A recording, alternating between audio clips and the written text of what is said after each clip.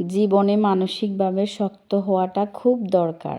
আপনার ভেতরটা যত নরম হোক না কেন, বাহিরে বোঝাতে হবে আপনি একজন শক্ত মানুষ। শক্ত হতে না পারলে আপনাকে প্রতিনিয়ত ঠকতে হবে।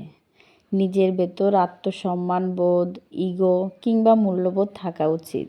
খেয়াল করে দেখবেন যারা ঠকে যায় তারা বরাবরই নরম মনের মানুষ। শক্ত মনের কাউকে মানুষ কখনোই ঠকাতে পারে না। সব কিছুর রিভেঞ্জ অফ নেচার, অর্থাৎ প্রকৃতির প্রতিশোধের ওপর ছেড়ে দিতে হয়। কিছু বিষয়ে আপনার নিজেরও প্রতিশোধ নেওয়া দরকার।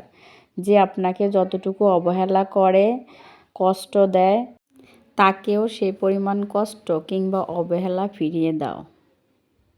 জীবনে ভালো থাকার জন্য হলেও একটু কঠোর হওয়া দরকার। যে কোনো কিছু সহজে পেয়ে গেলে মানুষ মূল্য দিতে জানে না।